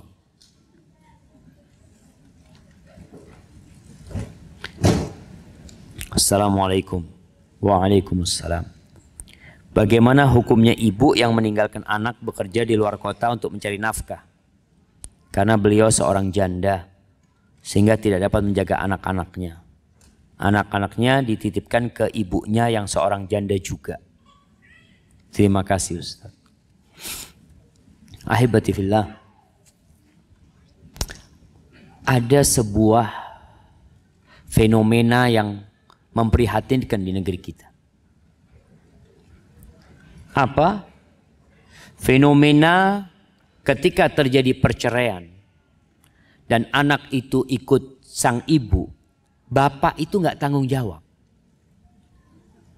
Bapak itu tidak tanggung jawab. Padahal tanggung jawab mendidik anak dan memberikan nafkah kepada anak itu adalah tanggung jawab bapaknya. Anak itu tidak kenal namanya mantan bapak. Nggak ada. Mantan istri iya. Jadi seorang bapak ketika menceraikan istrinya, anak-anak itu 100% tanggung jawab bapaknya. Memberikan nafkah, mendidik anaknya walaupun anak itu ikut ibunya. Sehingga bapak ini harus terus berhubungan sama anaknya. Ketika istrinya yang mendidik, kasih biaya pendidikan buat istri itu. Bukan malah si istri ini ceritanya, istri malah kerja keluar cari nafkah buat anaknya, si suami nggak mau tahu. Dan alhamdulillah sang wanita ini tanggung jawab terhadap anaknya. Tapi tolong difahami bahwa sang bapak nanti akan diberdirikan di hadapan Allah Subhanahu wa taala tentang anak-anak dia. Kenapa dia tidak didik dengan benar? Ingat, walaupun sang anak ikut ibunya, tanggung jawab tentang tanggung jawab siapa? Kan kebencian kepada anaknya terhadap bapaknya. Kalau dia masih punya bapak, janda bukan meninggal, janda cerai, kasih tahu dia, bapakmu ada nak, fulan di tempat ini, dan minta kepada suaminya untuk memperhatikan anaknya. Dan kalau kondisi tadi ya sudah, berusaha minta tolong sama ibunya kalau memang di kampung nggak bisa memberikan nafkah, dia kerja mungkin keluar kota, tapi kalau bisa tetap bersama anaknya. Jangan sampai untuk mencari nafkah akhirnya merepotkan ibunya. Ini kan sang anak menitipkan anaknya kepada ibunya. Jadi anak dirawat sama nenek. Padahal bentuk kebaktian anak sama ibunya itu tidak merepotkan ibu. Lebih repot mana? Namun tanya sama ibu-ibu. Lebih susah mana mendidik anak sama bekerja di kantoran? Anak mau tanya. Lebih susah mana? Mendidik anak, ngurusin anak sama kerja di kantoran. Kerja di kantor tuh ya Allah cuma duduk, tanda tangan, ini itu. Tapi didik anak jamaah bukan hanya dengan pikiran, dengan hati, dengan kasih sayang. Maka tolong orang tua memperhatikan anaknya. Saya mau bertanya Ustaz. Bagaimana cara mendidik anak di zaman kemajuan teknologi saat ini? Bagaimana kita bersikap adil pada anak-anak karena sifat anak-anak yang berbeda? Bagaimana agar kita tidak selalu menyalahkan anak pertama sebagai tempat pelampiasan amarah saat anak-anak bertengkar dengan saudaranya? Barakallahu fikum. Taib jamaah, kalau bicara zaman kemajuan teknologi ini, ya kita melihat dulu ketika belum ada TV, Masya Allah, orang tidak terlalu khawatir. Ada TV ribut, bagaimana didik anak ini? Sampai akhirnya ada kesepakatan di satu perumahan itu, mereka punya kesepakatan kalau dari jam 6 sampai jam 8 malam nggak ada TV yang hidup. Jadi itu anak mau bermain ke rumah sohibnya yang mana tetap nggak ada TV. Jadi akhirnya dia balik lagi ke rumahnya sendiri karena dia mau nonton TV. Ini sebagai bentuk bagaimana menjaga anak-anak kita supaya tidak terpengaruh dengan teknologi yang ada. Artinya teknologi nggak bisa ditinggalkan. Tapi bagaimana kita memanfaatkannya dengan baik. Bicara handphone, ya. Seringkali Anda sampaikan bahwa yang namanya Bill Gates. Sama satu lagi yang punya startup itu siapa? Dia itu tidak memberikan handphone kepada anaknya, smartphone. Kalau Bill Gates kalau nggak salah umur 14 tahun. Anaknya umur 14 tahun baru dikasih gadget. Itu Bill Gates, orang kaya di dunia. Kita baru gaji 10 juta, anaknya semua pegang handphone. Kasih semuanya. Yang punya startup kalau nggak salah anaknya umur 10 atau 12 tahun baru dikasih handphone. Dikasih handphone. Karena mereka tahu belum waktunya dia pegang handphone. Waktunya apa? Waktunya bermain, waktunya beraktivitas. Nanti ketika waktunya dikasih gadget tuh anak. Tapi memang kembali orang tua itu nggak mau capek sekarang. Jadi yang terpengaruh teknologi itu orang tua apa anaknya? Emaknya sebenarnya. Jadi yang dibicarakan itu bukan bagaimana mendidik anak di era teknologi. Tapi bagaimana menciptakan ibu yang benar di era teknologi ini. Emaknya yang perlu diperbaikin. Emak itu kalau sudah ada sohib-sohibnya, anaknya ganggu, nangis, macam-macam, langsung dilemparin handphone. Tafadhol. Seret. Sudah. Nggak ganggu tuh anaknya. Bener nggak ganggu. Jadi yang perlu diperbaikin bukan anaknya siapa? Emaknya yang diperbaiki sama bapaknya. Insya Allah kalau emak dan bapaknya benar dalam penggunaan teknologi, anaknya insya Allah juga akan benar. Tapi kalau orang tuanya nggak benar, banyak waktu dihabiskan, ya mau nggak mau akan berpengaruh kepada anaknya. Anak dikasih gadget. Makan, masih pegang gadget. Tinggal handphonenya. Sampai kadang-kala ada telepon jemaah. Ada telepon, anak lagi makan, ada telepon. Anak-anak bapak telepon, matikan handphonenya. Siapapun yang telepon sekarang lagi makan. Supaya anak itu kadang-kala bapak ini sambil telepon, sambil makan, ya miring-miring gitu. Anaknya lihat bapaknya kayak gini. Ada kalau ibu nggak sambil miring-miring, dimasukkan ke jilbabnya jemaah. Seret. Nah itu terjadi subhanallah. Maka tolong ada waktu khusus memang yang nggak penting, cuma kawan teman mau ngobrol yang tidak terlalu penting, matikan sudah. Sekarang waktu buat anak-anak. Mungkin itu yang perlu dibicarakan di zaman kemajuan teknologi. Kalau bicara sikap adil sama anak-anak kita, iya, kalau bicara anak-anak berbeda jamaah, anak-anak berbeda. Ada yang dikerasin, ada yang dilembutin. Tapi kalau bicara keadilan itu dalam pemberian harus sama ketika memberikan kepada anak ini. Karena Rasul Shallallahu Alaihi Wasallam ketika datang seorang sahabat yang bawa anaknya Nu'man bin Bashir, ini Bashir bawa anaknya Nu'man bin Bashir. Nu'man ini dikasih budak sama bapaknya. Ini bisa bekerja, bisa punya penghasilan buat dia. Ketika datang kepada Nabi SAW, Nabi bertanya, lihat nih jamaah, antara bapak sama ibu. Ada kesepakatan, kesepemahaman dalam mendidikan. Si Bashir mengatakan, ya Rasulullah, aku ini mau kasih hadiah buat anakku ini. Tapi ibunya nggak mau. Berarti ada bentrok dalam rumah ini. Ibunya baru mau kalau engkau jadi saksi. Subhanallah jemaah. Lalu Nabi SAW bertanya, akulla waladika nahalta? Apakah semua anakmu kamu kasih? Enggak, Rasulullah SAW. Lihat jamaah. Sang ibu nggak mau berantem panjang sama suaminya. Dia berikin suaminya. Jadi ibu-ibu kalau suaminya mau melakukan tindakan macam-macam ngomong, sudahlah mas coba berangkat ke Ustadz Fulan. Kalau Ustadz bilang iya, anak iya. Ngomongnya seperti itu. Kadangkala suami ini nggak percaya sama istrinya. Kamu tahu apalah. Sama juga ada istri kalau dikasih nasihat sama suaminya, aduh bang kayak Ustadz aja engkau. Nggak mau juga dia jamaah. Karena ini. Maka gimana solusinya? Suruh berangkat ke Ustadz. Nih ibunya Nu'man Masya Allah pinter. Dia cerdas sekali. Nggak mau ribut sama suaminya. Dia katakan kau berangkat ke Nabi SAW. Coba tanya sama Nabi. Kalau Nabi jadi saksi aku mau. Nabi SAW bertanya, apakah semua anakmu kau kasih? Enggak. Kalau gitu jangan. Aku tidak mau jadi saksi atas kezaliman. Kalau bicara ciuman, tolong orang tua kalau mencium anaknya satu dan dilihat oleh anak yang lain, semuanya panggil cium semuanya. Jangan sampai itu anak melihat antum hanya mencium satu anak. Kadang-kadang kan orang tua ya Allah lagi rindu sama tuh anak dia ciumin, tapi ada satu yang bandel antum malas nyium dia. Cium juga supaya dia merasakan dia dicintai. Mungkin seperti itu. Ada hal-hal yang memang harus kita samakan di antara anak-anak kita. Bagaimana agar kita tidak selalu menyalahkan anak pertama? Jangan disalahkan.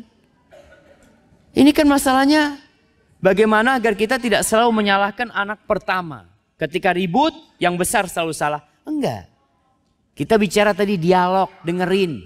Ini apa masalahnya? Kadang-kadang tuh ada anak kecil jamaah selalu ribut jamaah. Apa istilahnya? Perang-perangan, pukul-pukulan dia. Ketika dia sudah mulai besar, kasih tahu anaknya, nak, kalau mau main di luar sana, nggak apa-apa main di sana, tapi jangan di sini. Ruang mana di kamar nggak boleh lagi, di sini bolehnya. Ayah jadi ngelihat. Mungkin di situ sebagai solusi supaya ngelihat sebenarnya siapa sih yang salah. Kadangkala orang tua ini nyalahkan yang besar. Sejatinya yang salah yang kecil yang suka godain. Orang tuh yang suka godain kakaknya. Maka tolong jadilah orang yang adil.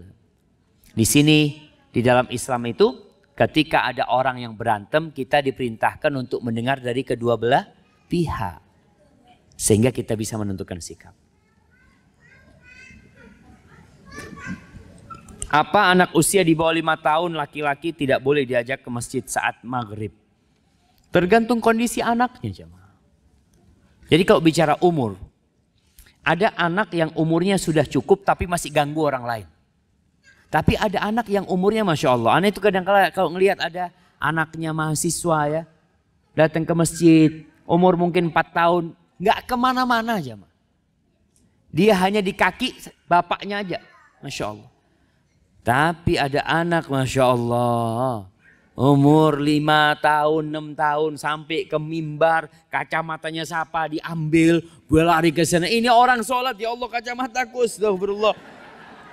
Nah, artinya Nggak bisa disamakan. Makanya kalau bawa anak ke masjid dicoba. Oh dilihat, oh nggak bisa. Ngomong sama ibunya, Afwan, anaknya belum bisa dibawa ke masjid. Tapi ada yang bisa. Dan orang tua pun harus sabar. Kalau bawa anak itu cari tempat yang tidak mengganggu, di pojokan umpamanya ya. Cari tempat, maka ya datangnya jangan telat. Orang tua kalau bawa anak kecil datangnya jangan telat, datang duluan. Kalau di pojokan sudah dia. Di situ dia bisa melihat bapaknya lagi sholat sunnah, anaknya ngapain. Sehingga itu bisa menjadi alat untuk mengetahui apakah anaknya sudah waktunya ke masjid atau belum. Pertanyaan selanjutnya, bagaimana cara adab menasihati anak agar anak merasa dicinta dan nasihat tersebut tidak menyakiti. Tadi kau ngasih nasihat anak jangan teriak-teriak. Jangan marah. Karena kalau orang marah tidak bisa mengontrol ucapannya. Dia mau ngomong apa itu? Yang terjadi hanya emosi, matanya merah, suaranya keras. Dan dia berpikir anaknya akan mendengarkan. Dia nakut-nakutin anaknya. Wow. Nah kayak gitu. Nasihat cari waktu duduk sama anaknya. Ya. Masya Allah, Masya Allah. Anak pernah kasih tahu sama ibu anak. Syafiq, kalau mau mukul anaknya jangan pakai tangan. Anak kasih nasihat sama ibu anak. Terus kalau mau mukul anaknya tolong masukin kamar anaknya, kunci, ngobrol sama anaknya. Kasih nasihat. Ternyata abah anak dulu kalau marah sama anak memang anak dikunciin pintu. Anak pernah dipukul sama abah itu. Ya namanya anak-anak lah jamaah, anak SD. Kita dipukul sama sapu lidi itu jamaah. Setelah dipukul ibu anak yang ngasih minyak. Jadi ya dengerin ayah ya. Artinya didukung ayahnya itu. Didukung. Ketika ayah marah jangan mengatakan, iya kamu sabar ya dipukul ayahnya. Jangan bilang sabar, berarti ibunya nggak dukung bapaknya. Bukan sabar, dengerin ayah. Ayah itu cinta sama engkau. Ayah itu ingin engkau itu baik. Maka mudah-mudahan ini jadi pelajaran buat engkau nak. Jadi ketika ngasih nasihat anak, dimasukin ke kamar. Kalau memang harus dipukul. Kalau memang harus dipukul. Tapi usahakan tidak memukul anaknya. Sampai kapan orang tua menasihatin anaknya? Apakah sampai berkeluarga? Bagaimana adab menasihatin? Sampai berkeluarga, sampai punya cucu kalau masih anak kasih nasihat. Kita itu melihat orang lain, bukan anak kita. Melihat orang lain, nggak sholat. Kita punya kewajiban untuk beramar ma'ruf nahi mungkar. Gimana anak kita sendiri? Jadi jangan berpikir ketika anak itu memang ketika dia berkeluarga, ya sudah dia akan sibuk dengan keluarganya. Nggak seperti dulu di rumah kita melihat selalu. Tapi kalau kita mendengar anak itu melakukan suatu kemungkaran, maka kita jangan mengatakan udah besar kok Ustaz, bukan tanggung jawab anak. Engkau tetap bapaknya sampai kapanpun. Maka ketika melihat kemungkaran tetap ngasih nasihat sama anaknya. Kalau bicara adab, ya adabnya jangan di depan orang ya. Dipanggil anaknya berduaan tadi, dimulai dengan cinta dan kasih sayang. Pertanyaan terakhir jamaah. Bagaimana apabila orang tua kita tidak peduli dengan anak-anak kandungnya? Karena ibu tirinya mengguna-gunai orang tua. Hingga tidak peduli pada anaknya. Bagaimana sikap kita sebagai anak? Masya Allah, ini curhatan seorang anak jamaah.